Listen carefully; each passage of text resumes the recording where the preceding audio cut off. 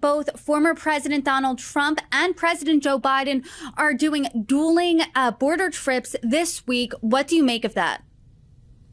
Well, it's extraordinary that President Biden has managed to avoid the border for this long. And Kamala Harris, who was put in charge of, quote, the fundamental problems, only went there a couple of times and never went to the main location.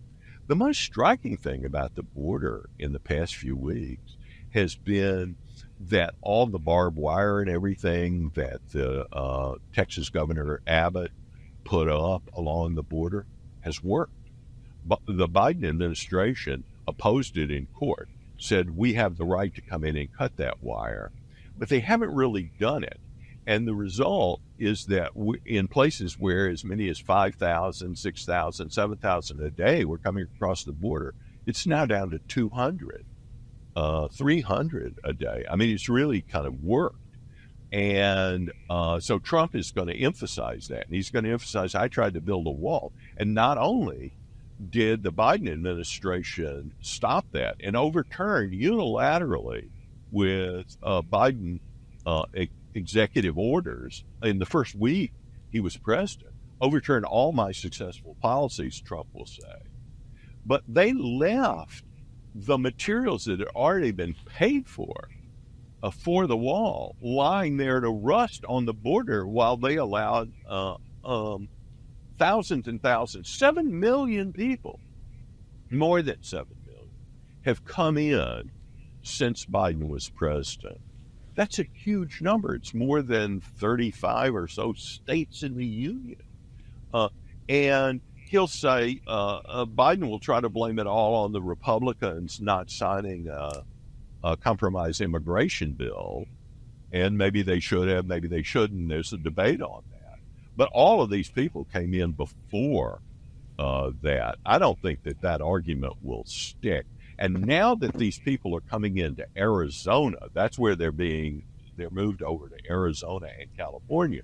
You're going to see huge problems there. And Arizona is a purple state, a swing state, and none of these states have the resources to deal with this. And there's one more problem. There's a lot of Chinese that are coming in. There are people coming in from the Middle East. There are people who are gotaways, they call them, who are never approached at the border. Some may be terrorists, some may be spies, some are part of criminal gangs, and none of this is good for America, and none of it's good for President Biden. Let's talk about where each of the candidates are right now. As you did note, former President Donald Trump did slam that bipartisan bill, that border bill, to the point he said, if this doesn't pass, blame me. He said something to that effect. President Biden, as we know, I believe this is his second trip to the border, this upcoming one. And under his administration, we have seen historic border crossings. So do you think either or both of these trips are performative? They're all performative. That's all they are. No policies are dependent upon them. But I think it's a problem for a lot of Democrats in the election.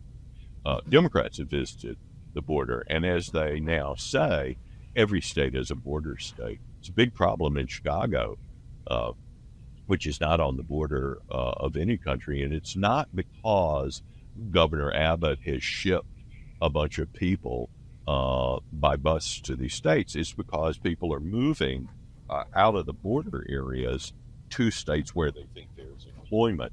That has split the Democratic coalition. You wouldn't know it from the talking heads on TV, and you wouldn't know it from African-American politicians. But African-American constituencies on the ground in places like Chicago are just furious about this immigration for several reasons. One, they compete with these immigrants for jobs. And the other is they don't want to see them in their neighborhoods in encampments. In Chicago now, you never used to see Hispanic beggars. Now you see them everywhere. You see them downtown in Chicago. You see them in supermarket parking lots, in the suburbs, and in other areas of Chicago. My area, which is several miles south of the Chicago Loop downtown.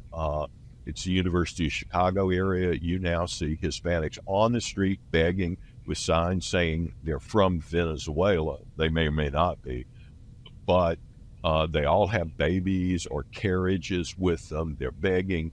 And the resources needed to deal with the very human issues related to these migrants have to come from somewhere.